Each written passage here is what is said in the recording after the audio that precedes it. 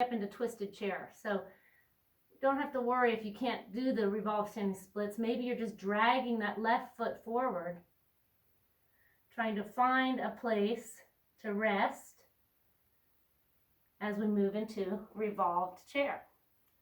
Perfect place to hang out, maybe releasing the arms, or maybe moving into your balance pose, Parsvabhakasana.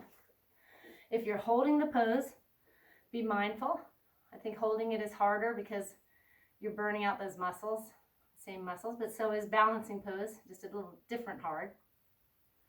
Last breath.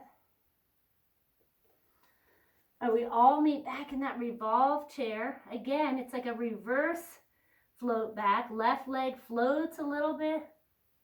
Take it back to your lunge position. Unfurl. Feels good to let that go. Lifting up, high lunge position. Draw hands behind you again, right thumb on top. Shrug your shoulders open. Find that space again on the front side. Keeping the right hip crease back. Finding a low lunge in the right side. Open up. Now, same thing we did in kneeling. Let's hinge forward, coming inside the right knee. So start with hands staying low, and then you can play with each breath to determine whether or not it's okay to draw the hands away from the sacrum. Now, as you do that, kind of keep half your mind on what the rest of your body's doing. If you're starting to twist left, pull the right hip crease back. If that doesn't work, walk your right toes to the right. You want to have a sense of evenness. Use your mat to guide you. You want to be center of your mat, not off to the left corner. Take one more breath wherever you are. Now we come back up. Keep the arms in the shape they are, but release. We're moving into Warrior 3 with jet airplane arms. So we hinge forward, Warrior 3, left hip crease stays down. Now think pendulum. We swing through, arms come up, left leg is forward, squat for one-legged chair. And we'll do that 2 more times. Hinge back, so pendulum first, Warrior 3 with jet airplane wings. Scoop it through pendulum, one-legged chair. We'll do it 1 more time. Sweep back, left leg comes back for Warrior 3. Pendulum, sweeping through, arms lift. Bend right leg, Warrior 1. This time as you come back, think Warrior 2. So we come back, touch the leg down, pivot open to your left, Warrior 2. Get heavy in the right leg. So ideally, in the warrior position, we would have this right thigh coming towards parallel to the floor. Just find the shape that works for you today. Shoulders over hips, drishti over right fingertips. Relax the shoulders. Let's move into reverse warrior. Left arm back. Nice big opening on the right side. Strengthening pose if you're taking it. Left arm lifts. Now inhale up. We'll move right into side angle pose in preparation for bird pose. So first, maybe start resting on the leg. Find that external rotation in your left hand. So the palm is facing behind you, thumb up, pinky down. And then see if you can sink deeply so there's one line from fingertips to the outside of the left foot. Perfect place to hang out, maybe tweaking it. If you're doing bird, take the bind by setting the left hand behind you. You don't even have to bind, you can just let it sit at the sacrum. Right hand reaches under if you're binding. Now be mindful here of the shoulders. We want to open and be broad. So if you're new to bird, maybe don't bind today. Just leave your hand at the sacrum, the palm facing out. Take your right hand to the inner right knee. Then it's the same thing. You do a little toe tap with the right leg and lift up. The idea in this shape without the bind is to encourage everything open so that when you are in the bind, your body's already used to that and you can still find that place of openness, whether you extend the leg or not. Taking another breath wherever you are. Releasing your bird, releasing the pose, come to standing. Pivot the right toes in, wide legs. Roll shoulders up and back, strong belly. Exhale, hinge forward. Once you're forward, just let everything go, shifting into the toes, lift the kneecaps. Shake the head yes and no. Pull the belly in. And we'll take a twist to the right. Coming up halfway, left hand underneath the chin line, right hand at the hip, twist right. If it feels good, release the right arm up. Now first we start with those square hips, so we're not moving the hips at all. So this keeps it just in the torso. But now if you know your back and you know it's safe, and you want to add the right hip, then push the right hip to the right and spiral open a little more. But go real mindfully here. This is the kind of pose that if you're not familiar with doing it, it can tweak a little bit in your lower back. So you want to really pay attention with each breath, making sure that's okay.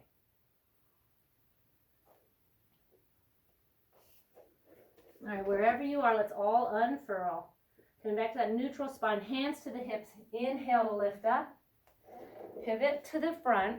So we're pivoting to the right in preparation for standing bow pose. When you come forward, just hook the left leg. It doesn't matter if you're outside like this or inside.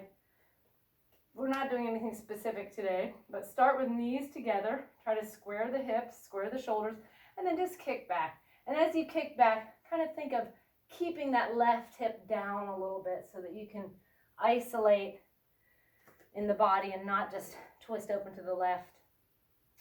Take another breath. And release. Coming back to the front of the mat, separated feet, wide toes. Hands at hips to roll the shoulders up and back. Lengthen the tailbone. Hands to the heart. Set your drishti right in front of your pinky fingertip on the floor. Either close your eyes or stay here and go back to Ujjayi breath. I am kind. I am loving. And visualize that little flower or whatever goodness you have to look at. Thinking of truth, beauty, love, kindness, compassion, tolerance. All of these things help to shift our perspective so that we might see the other side a little more clearly, whether or not we believe in it. It's just good to listen and see other people's views. Last breath. Stepping the feet together. Big inhale, lift up. Strong belly as you exhale, hinge forward. Half lift. Step or hop it back straight through chaturanga or hanging out in plank pose. Up dog or cobra. And downward facing. Inhale. Exhale. All right, left side, a whole new thing. Don't be angry with your body if it doesn't feel the same. Instead, channel that anger into figuring out where you need to change things. Left leg lifts. Stack the hips. Bend the knee. Lift your head looking over your right shoulder. Perfect place to hang out. Or maybe come out of it. Maybe you're flipping, side planking, anything that feels good right now. As long as it's living in truth in the body. Come on back. Left leg stays lifted. And we start forward, knee to the outside of the left arm. Now stay in plank here, but shift the left knee to the right arm. Staying in plank. We come back to left. Still in plank, right. And last one, left. Now come forward, knee to nose. Really pull the belly in. You want that pulling in to round the spine, creating space so we can plant the foot and drop down, right knee. Inhale, lift up. So fill up here, open heart, open lungs. Pulling left hip crease back. Finding a sense of breath and evenness. Now just let the arms come wide, coming behind you.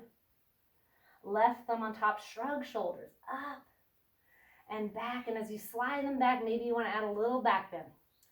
Again, the idea is to create this front space so that when we come into our forward fold, we're not collapsing. Keep this heart open.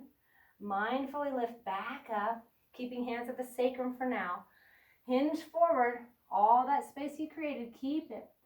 then at some point, maybe when the left shoulder and the left knee come close to each other, you can start to play with the idea of lifting the hands away from the sacrum, but pay special attention to your shoulders. And again, keep in mind that we don't have anything connecting us except that right knee and the left foot. So you're in a precarious position, and we just don't want to harm our shoulders. And keeping all that nice length.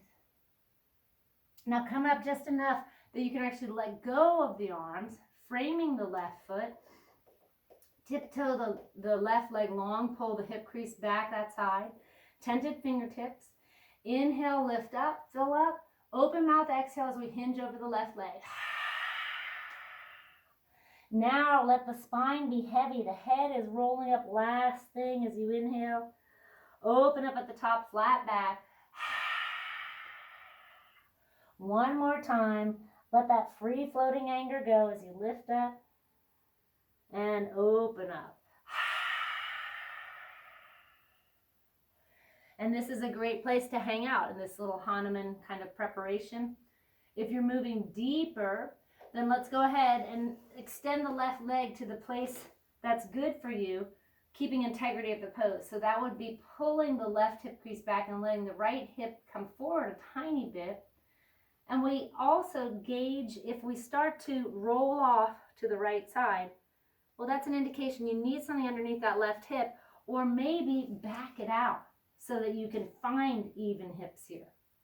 And just play with what's best for you, given this body at this very moment. And we'll take about 2 more breaths here. Maybe adding your mantra of inhaling, I am kind, and exhaling, I am loving. And this reminds us to practice ahimsa in our body as well as off the mat. Non-violence here, non-violence there. All right, start to tippy-toe back so we all meet in that preparation shape with the left leg extended, but we're in kneeling. Cross the right arm over, pinky to pinky here, and then twist left. So this is basically revolved triangle, but we're in kneeling. Keep the left hip crease back, opening up. Last one like this. All right, now cinch that leg back in. So we're in the kneeling with the bent left knee, and we find revolved lunge.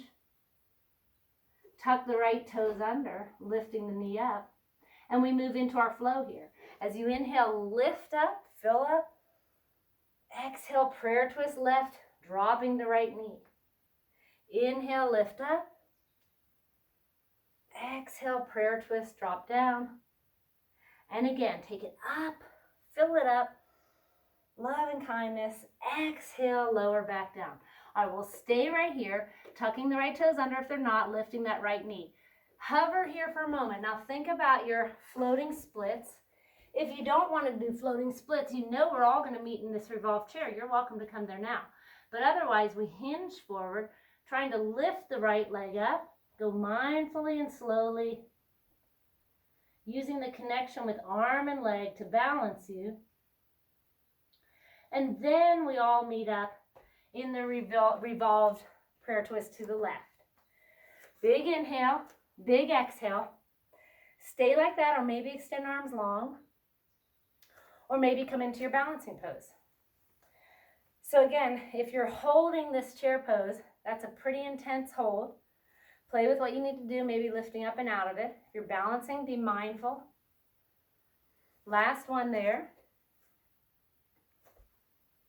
We all meet in this twisted chair, and you kind of reverse it. We just send the right leg back. Big inhale, lifting all the way up, high lunge position. Trying to get that left knee down a little bit, left thigh down. Open up, pulling left hip crease back.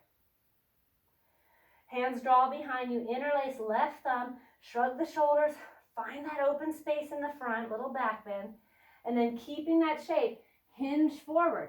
First time you hinge, just leave the arms where they are. Maybe start to snuggle inside the left leg a little bit so that your left shoulder and left knee meet.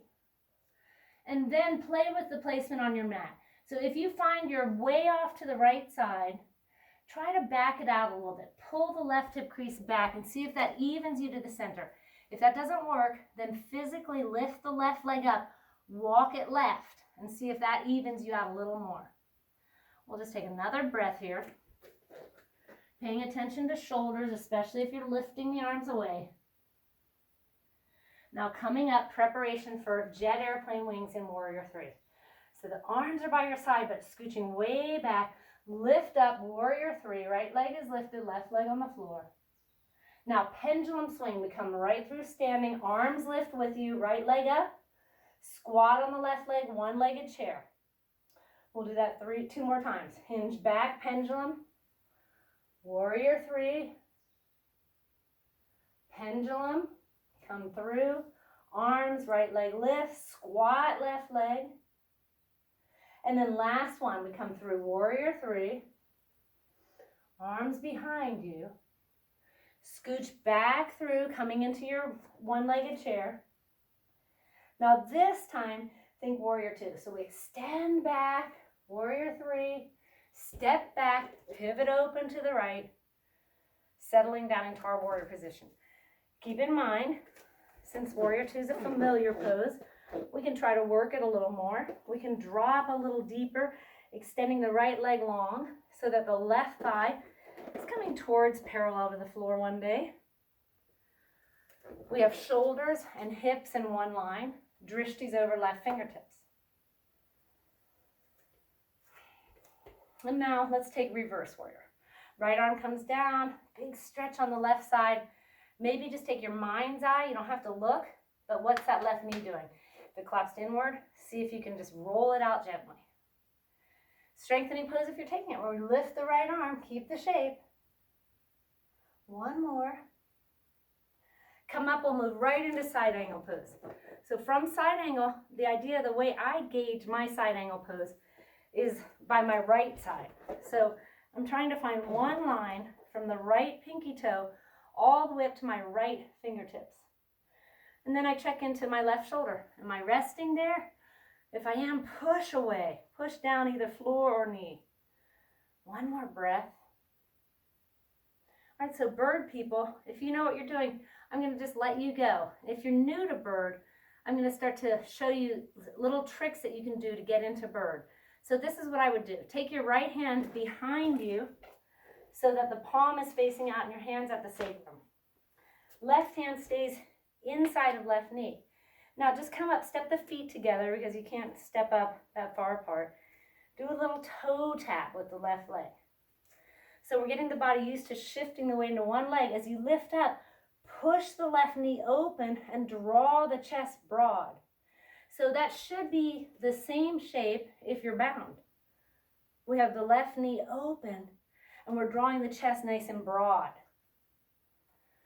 Take another big breath.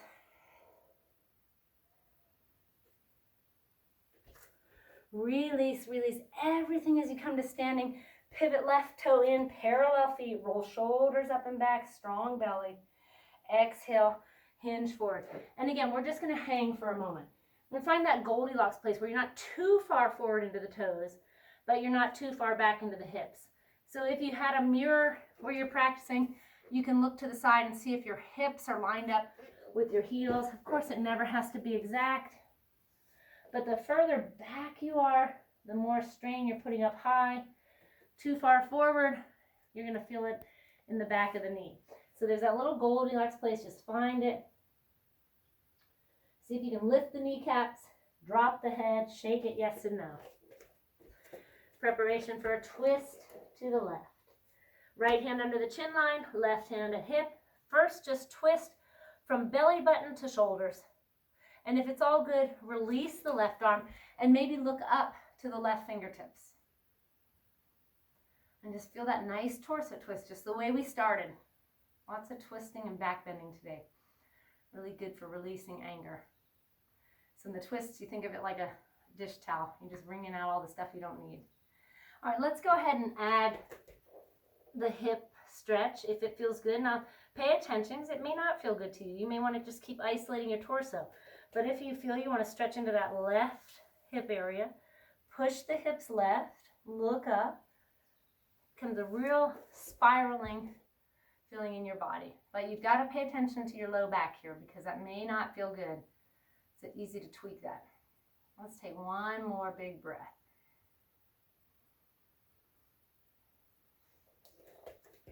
And then walk yourself back down super mindfully, still paying attention to back, hands to hips. A little acclimating breath to come up, pivot left toes to the left, and we'll move into our standing bow pose. So again, just find the one that feels good for you. Maybe you want to strap, maybe you want to do 2 arms and just kick back. Otherwise, I like hand inside for me, trying to keep the hips nice and square. And same with the shoulders. So we kick and lift up into something that feels good.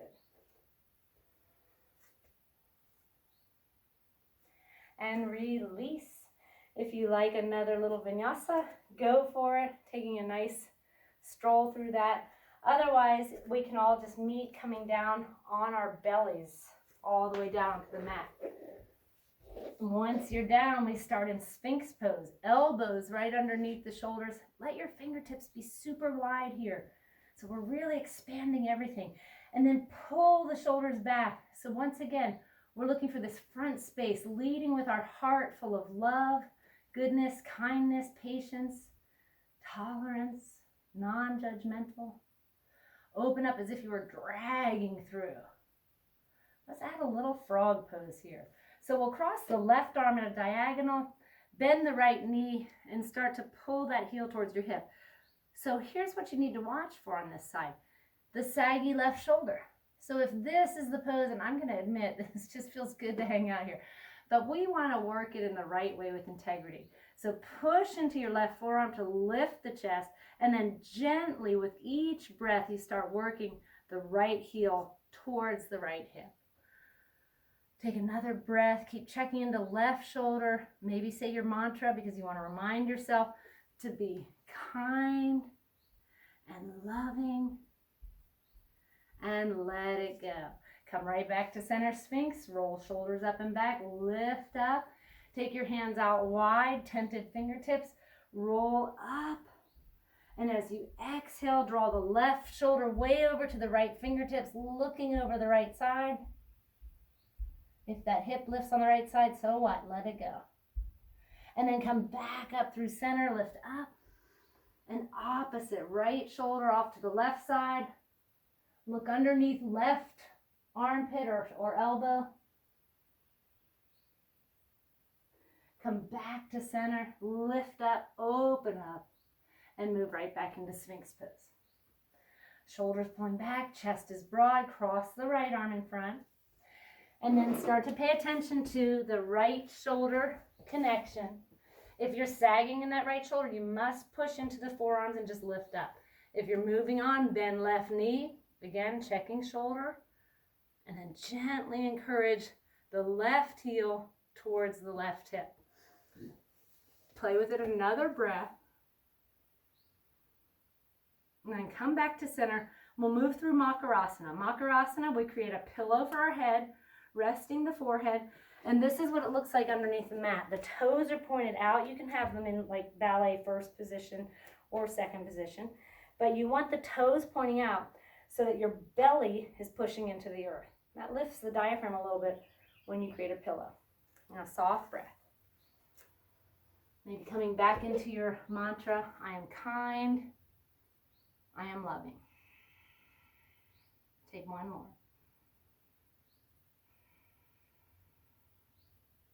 All right, let's take the toes back into the normal position so that the toenails are actually touching the floor, and we'll move into cobra pose. The hands are right underneath the shoulders. Roll the shoulders up and back. Lift up to a place where you know if you lift your hands off the floor, you don't face plant. So find that place. Toenails keep touching. Lift the hands up. Lift your heart. Another breath. Now keep this shape. Just touch down. Squeeze your elbows in and lift, lift, lift. Exhale, lower down, Makarasana. Toes point out, create the pillow for your head. Let the belly push into the floor. Soft breath.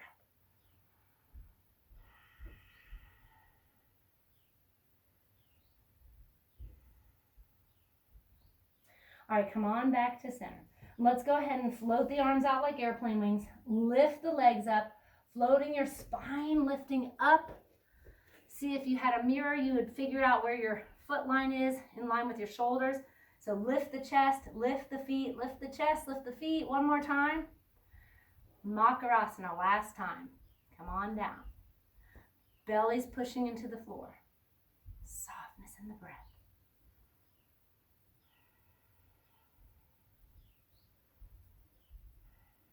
Okay, now really resist the urge to round the spine. We'll get there, just not yet. Come on up to a kneeling position. Tuck the right toes under once you get there. Hands at the hips, roll the shoulders up and back. Let's take the hands to the hips so that the fingertips are pointing down, thumbs to the outside. Shrug your shoulders up and back. Push the hips forward. Now see how it feels. If you can touch your heel, great. And if not, you'll take a block right next to that right heel. So squeezing in as close as you can and see if you can touch the block. I'm keeping my left hand at my sacrum to remember I don't want to twist at the hips. Okay? Now come on back up. We'll try the opposite side. So release the right toes, tuck the left toes, hips come forward. Can you reach back and touch that heel? If not, block. Pull the belly in, evening the hips. Now lift back up. Try tucking both toes under. Make sure you have a little bit of stability here. Roll the shoulders up and back. Push the hips forward. We move through a little flow here. Right hand to heel or block. Now think hips back to the heels. We sweep from the right over to the left. Left hand hooks the heel or block. Come back up. Little twisted camel. We'll do that again. Hips to heels, arms to the left, sweep forward and around. Right hand hooks, left hand to hips, back bend. 2 more times. Arms to the right, sweep, hook left heel, open up. Last one. Hips to heels, arms left, sweep around. Hand to the right heel, lift up. Come back to neutral, holding this camel pose, pushing hips forward. Play here, decide where you want to go in your camel pose, as long as it's safe for your body. Ideally, you're pushing the hips in front of the knee line.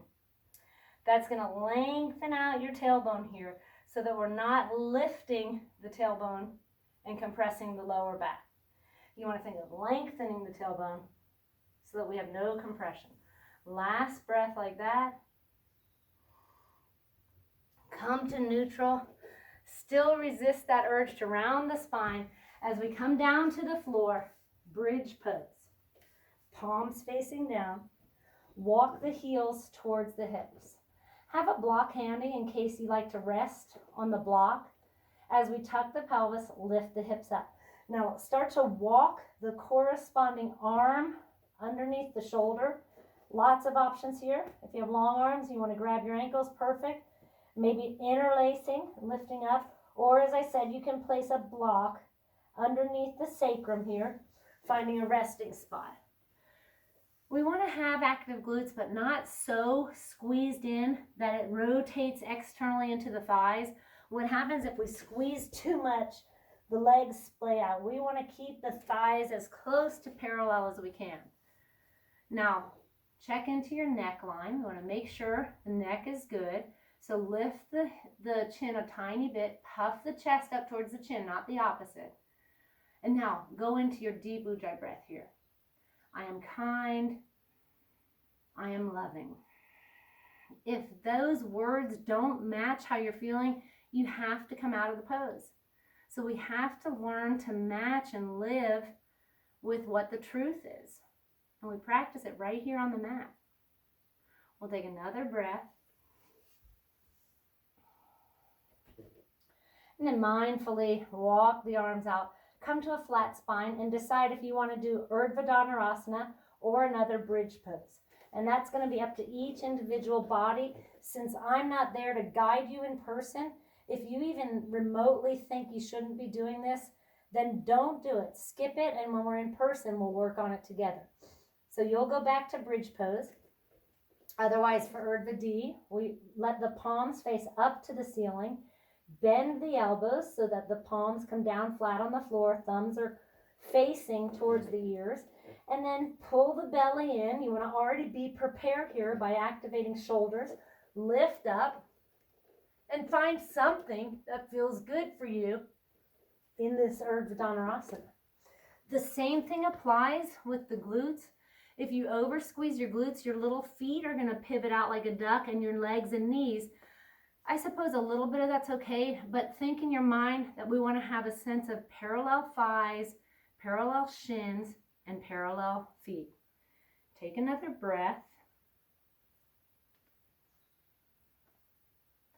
And let's make our way safely out of bridge and Urdhva D, coming all the way down to the floor for Apanasana. We squeeze the knees in, opposite hand to the opposite elbow. And here, all we're trying to do is draw the shoulders down towards the floor. The hook of the elbow to the knee will take the knee with us. Again, check into your neckline here. If you feel as if you're crunching your chin down, see if you can lift the chin slightly. And hugging the knees in, find your soft breath. Inhaling, I am kind. And exhaling, I am loving. We'll do that 2 more times.